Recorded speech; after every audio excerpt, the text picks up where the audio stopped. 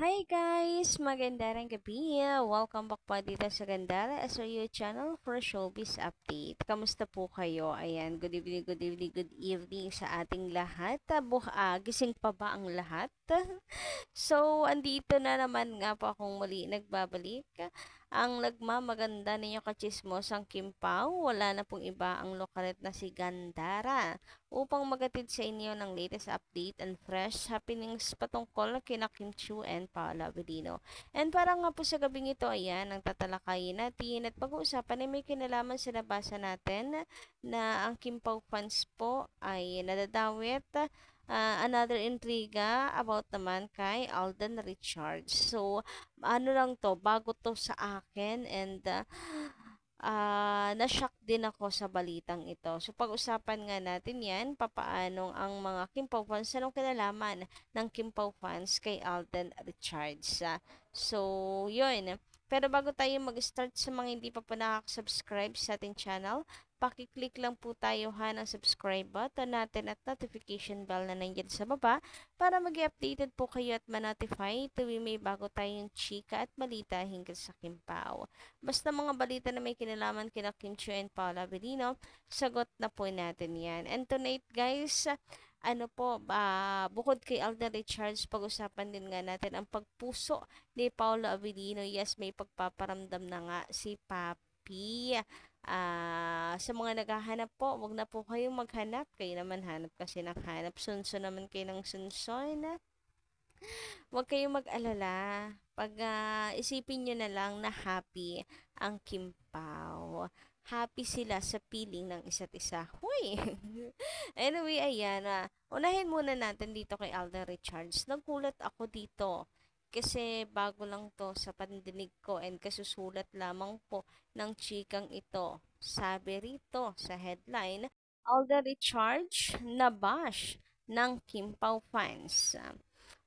Grabe nga naman. So, sabi dito, caption, ayan, basahin na lang natin yung nilalaman. Paanong nabash si Alden at bakit binabash ng Kimpaw fans si Alden? Guys, totoo ba to? Kayo ba'y naghahamon talaga ng away? Genuine question po yan, Kasi syempre, we don't want to be aligned sa mga toxic na fandom. As long as possible, gusto natin i-isolate ang fandom ng Kimpaw sa mga toxic people. So, ayoko na madawit po ang Kimpaw fans at mapasama, mabilong sa mga toxic na grabe dami ng toxic sa society. As long as possible, di ba, mas gusto natin na makilala ang Kimpaw fans as kagaya nung hangarin na patuloy pong pinagpapatuloy at hikain ng Kimpaw ang tumutulong, yes, sa mga less fortunate and bukod po dyan ay inspirational, tawag to, nakaka-inspired na fandom. Ayan, na very positive as long as possible. So, eto na nga sabi, Alden Richards nabash ng Kimpaw fans. Kailan pa nagkaroon ng copyright ang pagkarga ng bata? Ganito kasi kakitid ang mangilan-ngilang fans. So, hindi naman pala nila lahat. Ay, baka ito yung mga mga traidor. Yung mga mapagkunwari. Baka ito yan. Ito mahirap eh. Nadadrag tayo. Nadadrag. Itong nang mapagkunwari na yan. Ng mga trader fans na yan. Yung mga legit fans ng Kimpaw. Ang sarap yung pagsisipain talaga mga trader na yan. Mga mapaglinlang. Yung akala mo talaga fan, pero yung totoo nagkakalat lang ng lagim. Unti-unting parang espiya na pumapasok o sa mundo natin, pero unti-unti tayong inaanay. So, ayun na nga, ganito kasi kakitid ang mangilan-ngilang fans ni na Kim Chiu and Paula Avellino sa kanilang walang habas na pangbabash kay Alden Richards. Namataan kasi si Alden sa mall at may itinutulak na stroller. Meron ding isang photo kung saan makikitang may karga siyang bata. believed to be his godchild or inaanak. Akalain nyo bang biglang nag-aklasan ng ilang Kimpaw fans? So, yan yung sabi sa post na to. Ito pa, kesyo wala raw originality ang Kapuso actor na gaya-gaya sa rumored couple.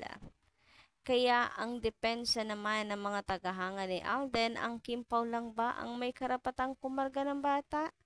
Nakukuha ba ng Kimpaw ang sole exclusive right na magpakita ng pagkalinga sa bata at ang iba'y hindi pwede? Good thing napaka-pretty ng issue para patulan yon ni Alden. FYI, magkaibigan po ang tingin ng tatlo sa isa't isa. Having the same leisurely activity in common ang pamimisikleta. Just last week, Alden and Kimpaw went cycling. Dagdag pa rito, ayan. At pagkatapos, ay sabay pa silang tatlo na kumain sa isang resto owned by their cyclist friend. Saka para maapektuhan si Alden, he'd rather prep himself up sa pag-host ng dance reality series na malapit nang mapanood sa GMA. May tawag dito, may plot twist. Hindi, may pagliko ng konti sa pagpopromote. Okay lang yan. Bala kayo kung ano trip niyo sa buhay. So, yan, may pag-promote sa dance reality series na malapit na daw mapanood sa GMA. Titled, diba? Promong-promo ang peg. Titled Stars on the Floor. Looking forward si Alden to working with the industry's who's who in dancing na magsisilbing judges sa mga celebrity contestant. So, ayan, isinulat, hindi pala. Sulat Roy Sanchez, June 2, 2025. So, yan yung dito. Nakalagay. Okay, dito tayo sa issue na mayroon daw pangilan-ngilang fans. Para sa akin, hindi ko isasantabi na may katotohanan. Maari kasing may katotohanan knowing na may mga traidor, 'di ba? At mapagkunwari na Kimpaw fans. So, as long as possible guys, kung kaya nating kilalanin, ay pakiwalis na lamang dahil talagang nang-aanay lang katulad niyan na nadudungisan ang fandom. Anyway, narito naman nga ang latest update natin kay Papi dahil ang daming ang naghahanap po kay Paula Avellino. Ayan, so kahit pa paano, di ba, nakakasimot-simot po tayo ng mga ayudas at ito, isa to sa nasimot natin. Grabihan nga talaga yan. So, may pagpuso ang Paula Avellino guys dito sa Reels ni Kimberly. Bongga. Matik. Uy, nakalagay dito. So, essential, hindi ko mabasa yan. Kasi may pagka, okay, kaunti lang naman. Bisaya ba ang word na yan? Matik, uy, abtik kaayo, maka-screenshots, uy, evidence spotted, hindi makayanang hindi i-heart ni Pau, post ni Kimi sa IG. So, ayan, nakikita nyo dito sa left side, may picture ni Paula Avellino, diba? Ibig sabihin, naka-pop up si Pau, pinusuan niya ang post ni Kimi. Ay, grabe naman talaga ng mga hindi talaga kayang hindi talaga matitiis ni Paolo. Hindi yan pusuan. Napaka-sexy dyan ni Kimberly, Pero, pwera biro. Talagang, sa mga ganitong simpleng, galawan, simpleng moves ni Paula Avellino, masaya na po ang lahat. Contented. Lalo na yung mga team panatag. Yung mga hindi lang naman team panatag ang mga nawiwintang po na hindi pa rin sapat yung mga ganito. Pero tayo, super sapat na po talaga yan. Iba, tumatapang ang Paolo Avellino, tumatapang ang isa't isa. O, di ba? Samantala, ayan, let's move on and pag-usapan na ang komento ng isa nating taga-subaybay na si Madam Christy Taatad. Magandarang gabi.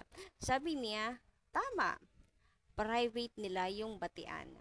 Malay natin, gusto nila private. Kasi pag lagi silang laman ng social media, mas prone to bashers. Kaya okay na yung tahimik, basta strong together, happy na ako. Yan, ganyan ang mga team panatag na sinasabi ko. Alam na kahit tahimik po ang Kimpaw, alam na happy naman sila sa piling ng isa't isa, kaya no worries. Tama yan, prone to bashers po kapag ka masyadong public, ganyan. Ang gusto rin naman natin ay mabawasan ng bashing. So, okay na rin po itatanggapin natin. Anyway, hanggang dito lang muna aking update. Thank you so much guys sa inyong pakikinig. Kita-kits na lang po tayo sa susunod kong balita. Good night!